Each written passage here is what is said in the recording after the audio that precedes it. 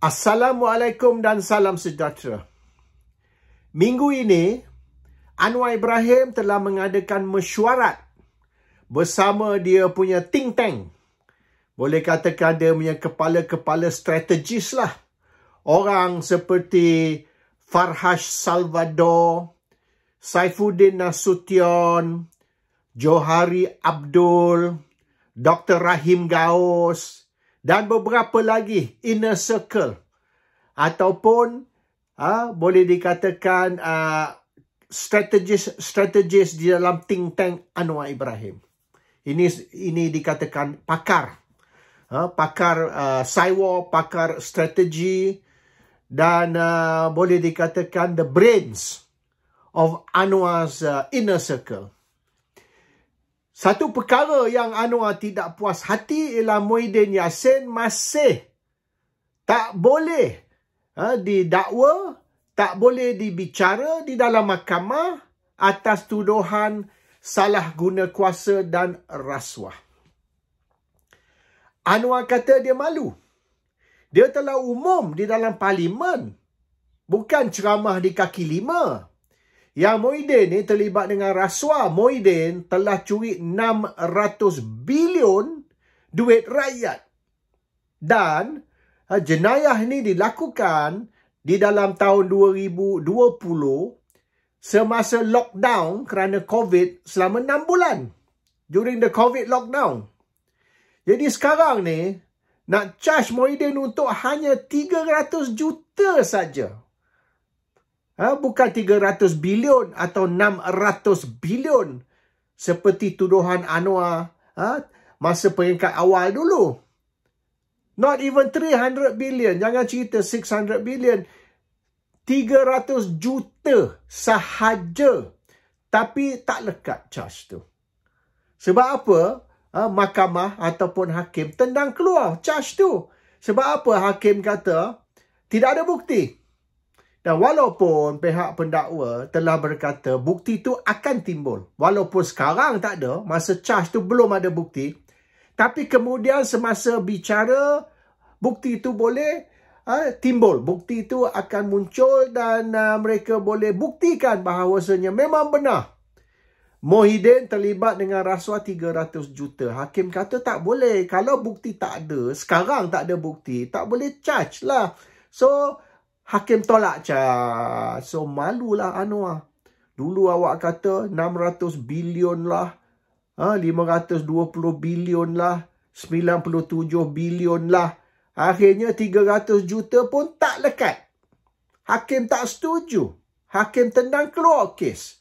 Ini bukan pendakwa minta DNA macam kes Zaid. Ini hakim yang tolak. So, dia orang nak walau bagaimanapun, Muhyiddin perlu di-charge dan perlu didapati bersalah. Dan ini kena dilakukan sebelum PRU 16. PRU 16 sepatutnya, selewat-lewatnya kena diadakan pada tahun 2027. Iaitu 4 tahun lagi. Tapi kemungkinan besar, dia orang tak boleh tunggu 4 tahun. Dia orang kena awalkan PRU 16 lagi 2 tahun. Iaitu ujung tahun 2025. Sekarang ni ujung tahun, nak masuk ujung tahun 2023. So lagi 2 tahun perlu adakan PRU 16 kerana kerajaan Anwar Ibrahim, kerajaan Madani tak boleh tahan selama 4 tahun. Banyak sangat masalah, banyak sangat kesilapan mereka buat dan mereka tidak boleh mengatasi berbagai-bagai problem yang kerajaan menghadapi. Baik dengan isu Israel ke, isu EPF ke, isu tentang harga barang mahal, kekurangan barang keperluan, barang makanan dan macam-macam lagi. Boleh dikatakan problem after problem, bertepek-tepek, berderet-deret problem yang dihadapi oleh kerajaan. Dan lagi banyak mereka cakap, baik Anwar Ibrahim ke, baik Fahmi Fazil ke, baik siapa sekalipun, lagi banyak mereka cakap, lagi dalam lubang. they keep digging the hole deeper and deeper. The more they open their mouth, the deeper the hole becomes. So bermaknanya dia orang ni setiap kali buka mulut backfire. Setiap kali buka mulut mereka perangkap diri mereka sendiri. Macam dia orang katalah, buka mulut bohong, tak buka mulut pun bohong juga. Tak kisahlah buka mulut ke tutup mulut. Ini muhong. Sikit-sikit muhung. So, ini image kerajaan rosak teruk sangat dah. Dan yang terbaru ni, isu tentang Anwar menyokong two-state punya solution. Oh, that one habis. That one boleh katakan golden bullet. Ataupun orang putih, istilah orang putih. The final nail in the coffin. Ataupun the straw that broke the camel's back. Pilihlah yang mana perpatah nak guna. Final nail in the coffin ke, straw that broke the camel's back ke. Ringkas cerita, itu boleh dikatakan peluru emas yang sekarang boleh digunakan habis-habis oleh pembangkang untuk nak rosakkan imej kerajaan, untuk nak serang Anwar Ibrahim. This is boleh dikatakan the biggest mistake he made. Yang selama setahun ni banyaklah mistake dia buat. Tapi ini mistake yang itu. Sebab bermaknanya Anwar ni, dia ni opposite kepada, world opinion. Baik di Amerika, baik di England, baik di Sweden, baik di mana negara sekalipun. Tak kisahlah Perdana Menteri negara tersebut ke, Presiden negara tersebut tu pro-Israel ke, pro-Palestine ke, tak kisah. Yang mustahak tu rakyat. Dan di merata dunia, di England ni, bukan saja itu, merata di England ni, di Birmingham, di Manchester, di London, di tiap-tiap bandar raya di England. Mereka buat demonstrasi, tunjuk perasaan. Tunjuk perasaan maknanya mengutuk Israel dan menyokong Palestin. Dan ini disokong oleh Datuk Bandar. Datuk Bandar London. Datuk Bandar Manchester. Semua menyokong mengutuk Israel dan menunjuk sokongan kepada Palestin, termasuk Datuk Bandar.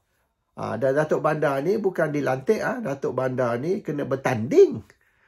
Is elected, is not appointed. Macam di Malaysia ni appointed, sini elected, you kena bertanding, menang pilihan raya. Dia samalah macam kalau kita nak kira menteri besar lah, kalau misalnya di Malaysia ni, kita sini Datuk Bandar. So, world opinion bertentangan dengan opinion Anwar. Anwar is going against world opinion on issue Palestine. So, inilah sebab inilah orang kata golden bullet, ataupun the straw that broke the camel's back. Anwar tahu, kalau isu di Palestin ni berterusan, kalau misalnya peperangan all out, tercetus, iaitu apa yang Israel ugut, dia akan hancurkan Palestin, Anwar akan hancur. Sebab Anwar telah menunjuk sokongan kepada Palestin, kepada Israel dengan menyokong two-state solution. That one is suicide. Anwar dia letak pistol kat kepala dia dan dia boom. He shot himself in the head. Ini yang. So, dia orang tahu. Banyak bergantung kepada apa akan berlaku di Palestin dalam beberapa minggu akan datang. Dan sekiranya isu Palestin ni menjadi satu isu yang sangat-sangat besar, iaitu genocide. Dan sekarang ni pun dah genocide dah.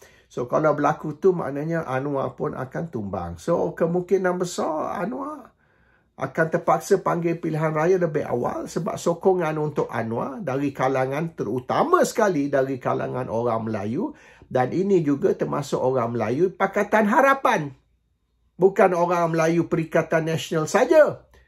So, Anwar akan terpaksa panggil pilihan raya untuk nak kekalkan kedudukan dia, ataupun Anwar perlu letak jawatan. So, sebelum itu berlaku, Muhyiddin kena dihabiskan. We have to finish off Muhyiddin. Tapi nak finish off Muhyiddin macam mana?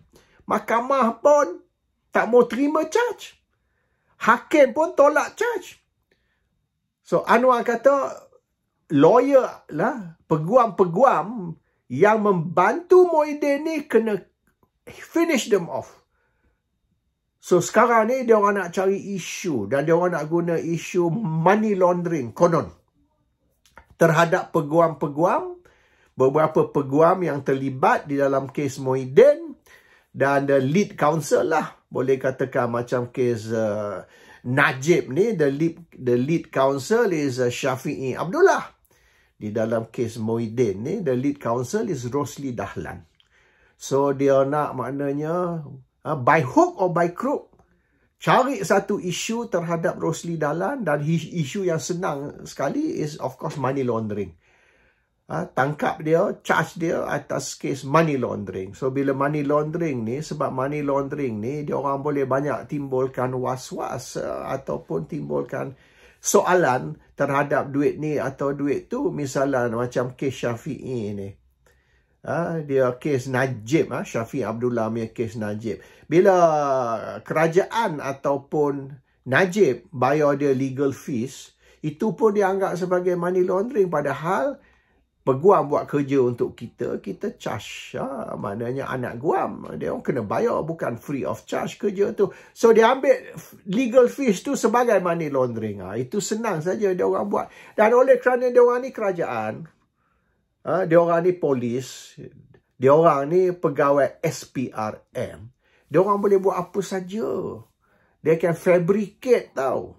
Bukan saja fabricate charges, fabricate evidence also.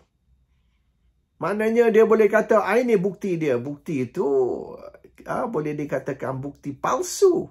Tapi dia orang boleh buat. So, mana masuklah mahkamah, you cubalah convince mahkamah atau convince, yakinkan hakim yang ini tuduhan palsu.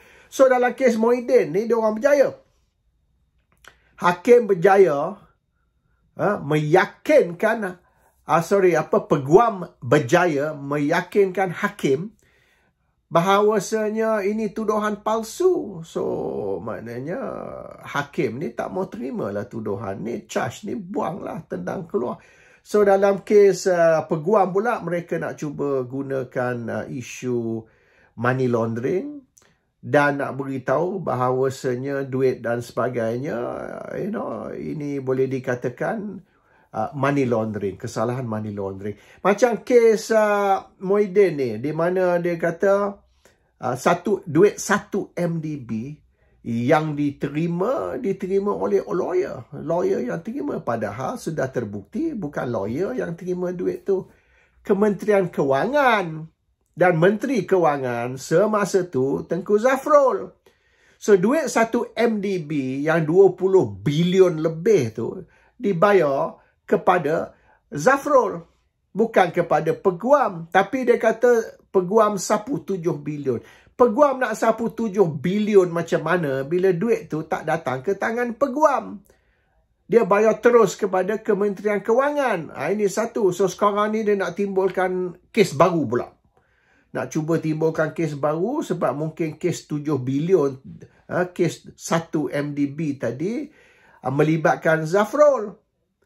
Zafrul yang terima duit atau Kementerian Kewangan terima duit, bukan lawyer. So that one mungkin kalau dia orang teruskan kes tu, hakim pun akan tendang keluar kes tu. Kes gila, kes tak menasabar. So dia orang nak cari kes baru dan dia kata terlebih dahulu kalau kita nak habiskan Muhyiddin, kita kena habiskan lawyer dulu. Kalau peguam tu kita boleh tangkap, masuk dalam penjara, bermaknanya peguam Muhyiddin ni tidak boleh bertindak untuk Muhyiddin. Lepas tu dia orang akan go for Muhyiddin. So before they can finish off Muhyiddin, they have to finish off the lawyer first. Ini dia orang punya strategi. Sebab lawyer ni menjadi obstacle. Lawyer ni menjadi sekatan untuk kita nak habiskan Muhyiddin. So kalau kita nak sampai ke Muhyiddin, kita kena terlebih dahulu kita kena hapuskan sekatan kepada Muhyiddin, iaitu lawyer Muhyiddin. So now there's a new strategy lah, mengikut yang perbincangan ataupun mesyuarat yang terkini di antara Anwar dengan budak-budak think tank Anwar tadi itu, baik Farhad Salvador ke, Johari Abdul ke, ni Saifuddin Nasution, Dr. Rahim Gaus. Inilah dia punya think tank lah, dia punya brains of Anwar punya operation. Dan keputusan is kena matikan lawyer Muhyiddin terlebih dahulu, baru kita boleh matikan Muhyiddin. Dan Muhyiddin perlu dimatikan dalam 2 tahun ini, sebab kemungkinan pilihan raya, the next pilihan raya PRU 16 perlu diadakan dalam 2 tahun ini. So sebelum PRU ni bagi mati dulu Muhyiddin. So dia in a hurry now. Dia tak boleh macam kes Najib ni sampai 5 tahun. Kes Najib ni yang 1 MDB 5 tahun tak selesai-selesai. Ini pula dia nak amend charge pula lagi, nak pindah charge pula. So itu pun satu cerita baru pula. Kes Najib ni kena nak pindah charge dan sebagainya. So they must make sure that Muhyiddin punya case ni tak boleh nak drag sampai 5 tahun, 6 tahun, 7 tahun. Maknanya pilihan raya pun dah habis masa tu. Must be done within 2 years before PRU 16 yang dijangka akan diadakan 2 tahun lagi. So lawyer Muhyiddin ni, baik Rosli Dahlan ke, tak kisah siapalah, lawyer Muhyiddin, peguam Muhyiddin ni baik berawas. Better be careful. They're coming for you. They're going to make sure they finish you so that they can finish Muhyiddin. Assalamualaikum. Salam sejahtera.